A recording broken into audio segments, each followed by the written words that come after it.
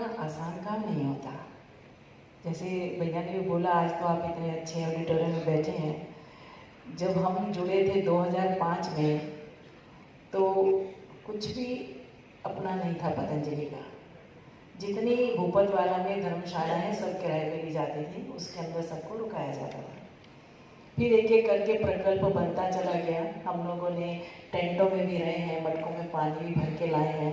रात को सोने आते थे तो कोई हमारा गद्दा ही उठा के ले जाता था। तो ऐसा भी काम हुआ है। फिर हम लोग अपने जब जिले में कार्य शुरू किया, श्रद्धेय स्वामी जी ने कहा एक एक 10-10 लोगों को सिखाएगा। तो हमने खुद कागज पर लिखकर, हाथ में टेप पकड़ा, कैंची ली और दुकानों पे जा जा के लगाया कि आप मेरी कक्षा में आइएगा। घर घर जाके बताना कि आप मेरी कक्षा में आइएगा। ऐसे होता था कि जैसे लोग आएंगे तो हम पर एहसान करेंगे। लेकिन वो जो मेहनत की हमने, सुबह जाके झाड़ू लगाना, बल्ब लगाना, क्योंकि बल्ब उतार के दे ले जाता था, तो बल्ब लगाना, लोगों के घर में जाके ठक ठक करके घंटी बजाना, चलो चलो मैं भी जा रही हूँ, और किया। लेकिन वो एक अलग आनंद था, बहुत मज़ा आता था कि हम कुछ करने जा रहे हैं। अभी तक तो हमने जिए था अपने परिवार के लिए, अब हम कुछ समाज के लिए करने जा रहे हैं। और उस समाज के लिए, क्योंकि मैं सुना होगा आपने, सुधांशु महाराज जी का नाम दिल्ली से है, तो उनसे हमने दीक्षा ली थी। भजन कीर्तन करते थे, उसमें भी ईश्वर की दया रही, मुझे किसी ने भी क्रॉस नहीं किया। सबसे ज़्यादा धन एकत्र करके मैं देती थी। कीर्तन करके जिस गरीब ने भी कहा कीर्तन करना, उसके घर प्रसाद ले गए, ढोलक वोलक ले गए, भजन गाए और फिर आ गए। और वो पैसा हम वहाँ जमा कर देते थे। और जैसे ही श्रद्धेय स्वामी जी का आया, मुझे योग का बहुत शौक था। जी टीवी पर 2 मिनट का आता था, पहले दूरदर्शन पर आता था, मैं उसको देखती थी और उसको देख के करती थी। और फिर जब कॉलेजों में गई तो कॉलेज वालों ने बोला आपकी उम्र हो गई है, अब कॉलेज में एडमिशन नहीं मिलेगा। मैंने कहा हम कहाँ जाएं? तो उनका ये तो आप सोचिए, अब पहले योग का इतना था भी नहीं। और फिर अचानक श्रद्धेय स्वामी जी का आ गया, जो योग शिक्षक बनना चाहते हैं आइए।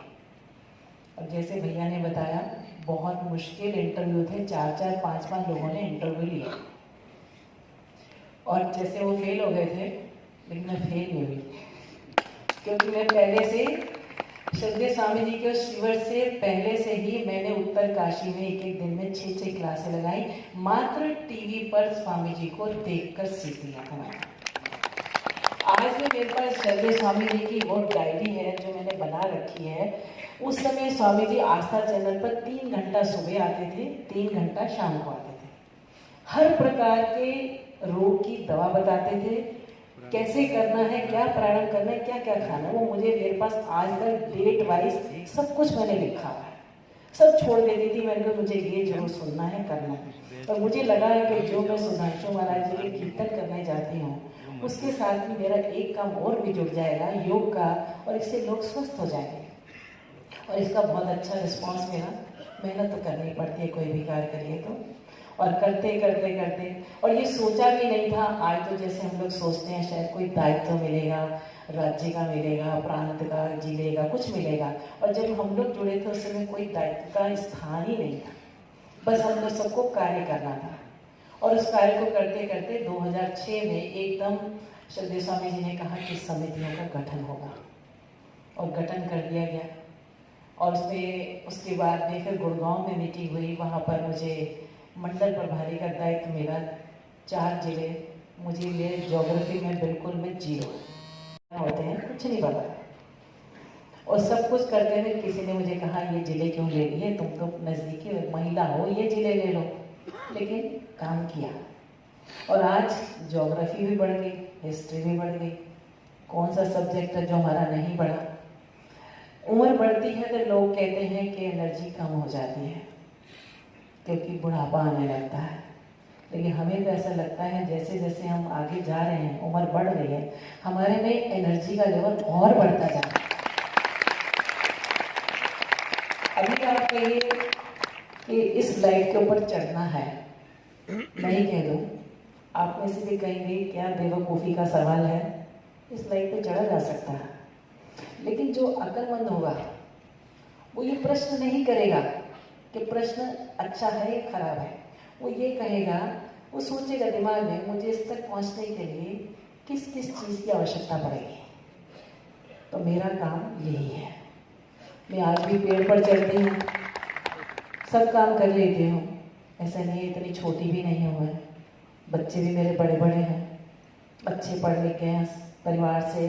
और कहते हैं अभी आप में से कई लोगों ने ये प्रश्न भी था दिमाग में, क्योंकि हम सबसे मिल रहे हैं, जाएंगे कैसे?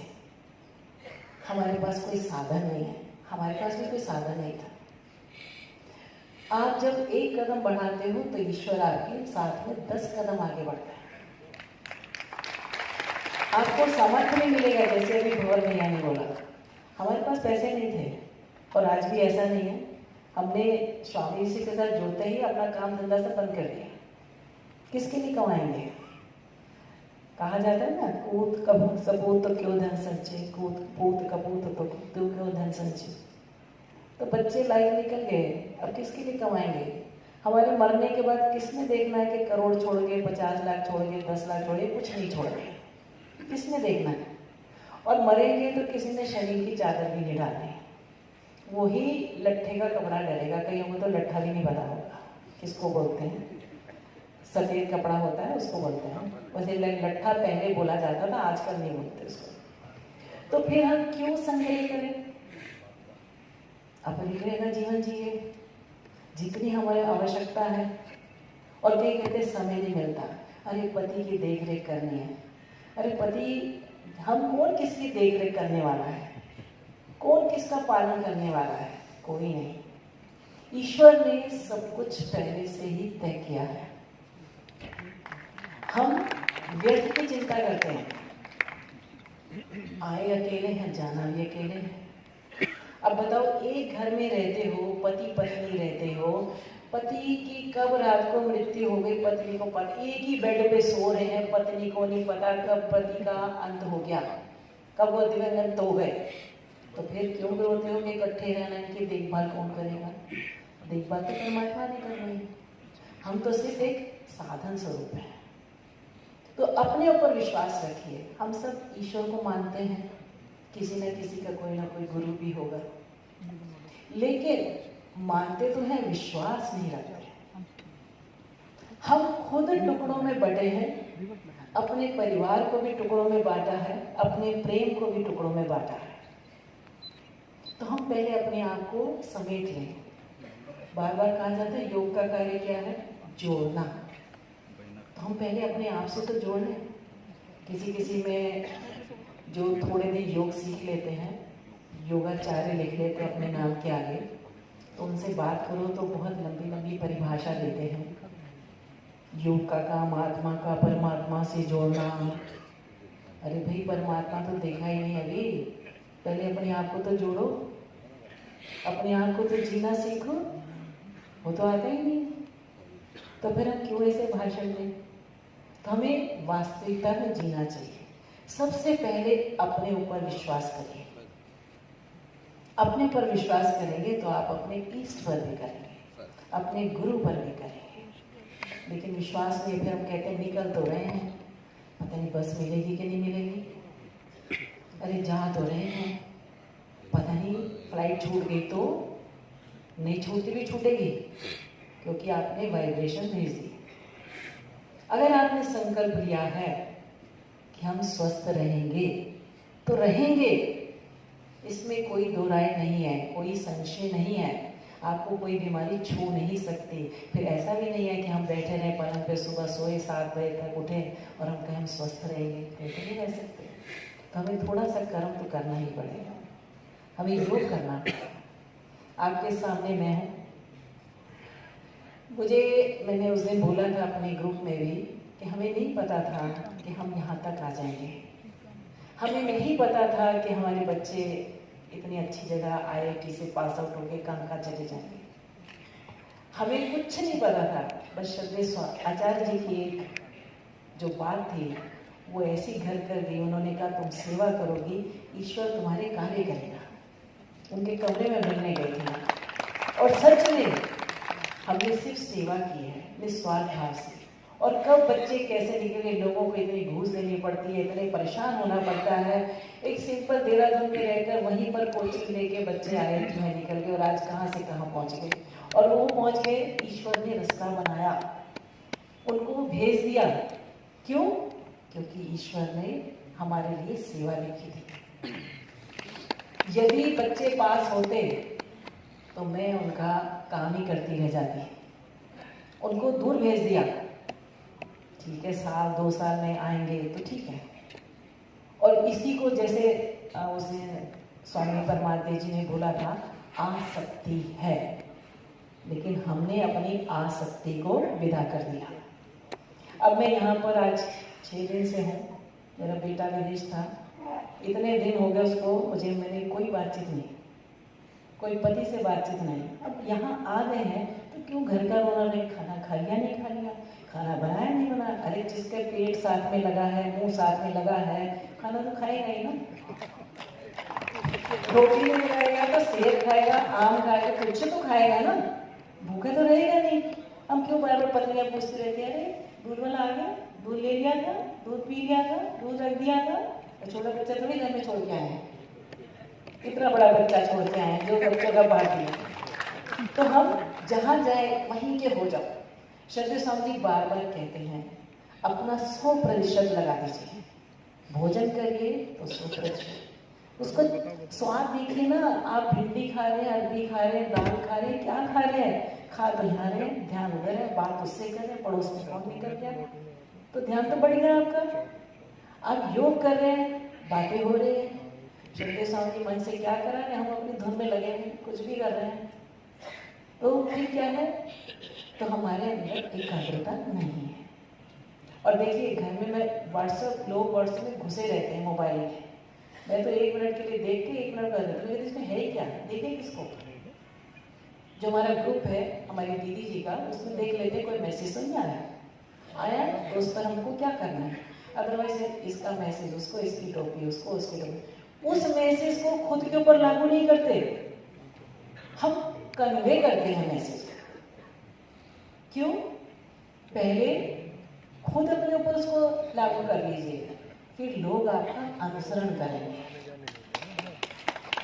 हम, मेरे बेटे की शादी थी, टोटली मना था कि कोई भी हमारे घर में ऐसा व्यक्ति नहीं आएगा जिसको शराब पीनी है या सिगरेट पीनी है या उसको नॉनवेज चाहिए।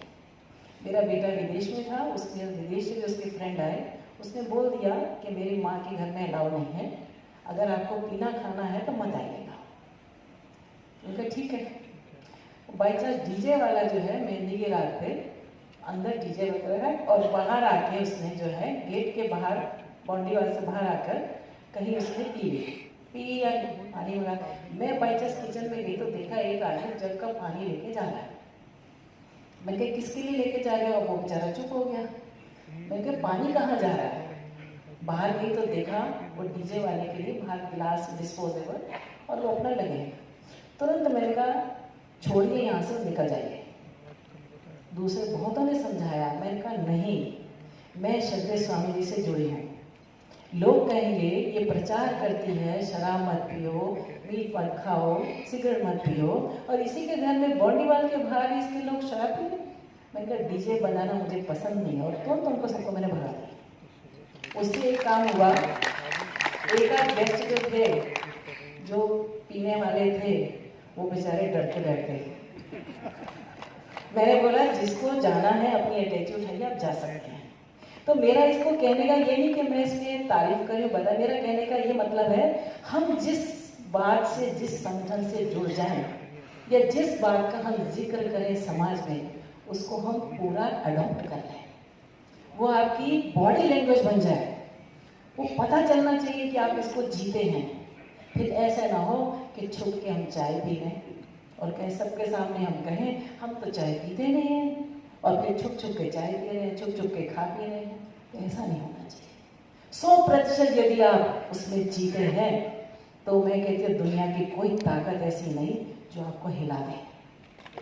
और अभी हमने, श्रद्धेय स्वामी जी ने अभी 16 अक्टूबर को हमारा उत्तराखंड में कैंप था, जो दीदी माँ का हर राज्य में एक दिन महिला महासम्मेलन होता है, उसके माध्यम से कोई सामर्थ्य नहीं था हमारे पास में। आपको पता है पहाड़ पर कोई सुविधा नहीं होती है। अल्मोड़ा की चौखटिया तहसील, जहाँ सिंगल रोड है, ऐसा भी नहीं है कि बसें चलती हैं, समय के अनुसार बसें चलती हैं, 2 बजे के बाद बस नहीं मिलती है। 8 बजे रामनगर क्रॉस कर लिया तो ठीक है, नहीं तो आप फिर ऊपर नहीं जा सकते, आप रात भर रहेंगे। सुबह 4 बजे रास्ता खुलेगा तब आप जाएंगे। तो ऐसी जगह पर भी सबने कहा कि ऐसा, हमारी दीदी माँ ने भी कहा इस जगह पर कैसे कर लोगे, हो जाएगा। मैंने कहा दीदी आपने विश्वास किया मुझ पर, अगर विश्वास किया है तो बस विश्वास रहने दीजिए, और हम विश्वास को आपके विश्वास को खराब विश्वासघात नहीं करेंगे आपके साथ। हमारी बहनों ने दिन रात मेहनत की और लोगों को घर जा जा के, जैसे भैया बता रहे थे कि एक एक घर जाके निमंत्रण दिया, और बारिश कही कि मैं तो बंद ही नहीं होंगी। और हमने भी कहा देखी जाएगी, ईश्वर हमारी परीक्षा ले रहे हैं कि हम कितने अड़िग हैं। और सबने जाके किया, और कार्यक्रम शायद जो यहाँ के हमारे भाई लोग हैं सबने देखा। आदरणीय राकेश भ्राता जी तो वहाँ उपस्थित थे कि ऐसी जगह पर जहाँ कोई ऑटो नहीं है, कोई स्कूटर नहीं है, कोई वैसी कन्वेंस नहीं, लोग पैदल कैसे आए, और 5000 से ऊपर की गैदरिंग हमने की वहाँ पर, और अपने बल पर की। और वो सोचा नहीं, जिस समय कर रहे थे कि कैसे होगा, हमने कहा ईश्वर करेगा। पता था कि हमें 10-15 लाख का खर्चा होना है, और उस पर हम चल दिए काम करने के लिए। और वो पैसा अभी तक आया या नहीं आया, लेकिन हमने सबके बिल दे दिए, सबके काम करके वापस आ गए। तो आज यदि आप यहाँ पर आए हैं तो आप इसको प्रण कर लीजिए, अगर आपके मन में है कि मुझे कुछ योग का करना है। और देखिए इससे बड़ी एक बात और बताऊंगी मैं, इससे आपकी पहचान बनती है। आप प्रोफेसर रहे, डॉक्टर रहे, जब तक आप अपनी सीट पर रहे तब तक तो लोगों ने आपको सलाम किया, और जब आपकी सीट हट गई फिर देखा है मैंने, बड़े बड़े ओहदों पे देखा है कि लोग फिर पूछते भी नहीं, पास से निकल जाते हैं, नमस्ते भी नहीं करते, क्योंकि अब तो ऐसा माहौल चल रहा है। लेकिन ये एक ऐसा श्रद्धेय स्वामी जी ने गुण दिया है हम सबको। आप 60 साल के हैं, 70 साल के हैं, जितने भी साल के हैं, बस सीख लीजिए और चल पड़िए। 2 मिलेंगे, 4 मिलेंगे, फिर 8 मिलेंगे, 100 मिलेंगे, 1000 मिलेंगे, और आपकी कक्षा दिन प्रतिदिन बढ़ती ही चली जाएगी। और जो आपको मान सम्मान मिलता है उसका तो कोई कहना ही नहीं है। लोग आपके आगे पीछे घूमते, लेकिन उसमें पर एक ही बात कहूँगी कि कहीं बनावट ना हो, जैसे आप हैं वैसे ही रहिए। 2 लोग आए हैं तो क्योंकि कहते हैं ना, झूठ के पाँव नहीं होते, झूठ आप वो बोलते हैं तो बार बार बदल जाता है, तो पकड़े जाते हैं, और सत्य हमेशा एक जैसा रहता है। तो आप इस बात को करिए। हमारी कहीं पहचान नहीं थी, अब इतनी पहचाने लोग हमें आकर कहते हैं, हमें पता ही नहीं चलता। वो खुद बताते हैं, आप उस जीवन में हमारे यहाँ आए थे, आप वहाँ पर आए थे, कहें अच्छा जी, तो कोई बात नहीं। तो ऐसा होता है, इतना बड़ा सम्मान। दूसरा, एक जितने 50-60 साल से ऊपर है उनके लिए बड़ी ये काम की बात है, अपने जीवन को योग सीखकर सिखाकर इतना महत्वपूर्ण बना लीजिए कि आपके बच्चे आपसे मजबूर होकर पूछें कि पापा मम्मी आपके पास कब समय होगा जब हम आपसे बात कर सकते हैं। एक बहुत बड़ा अच्छा पॉइंट है, अपने जीवन को तो महत्वपूर्ण कर दीजिए। ये मत करिए कि बच्चे कहें अरे ये तो खाली है, अब हमारे पास आ जाएंगे, अब फिर झेलना पड़ेगा।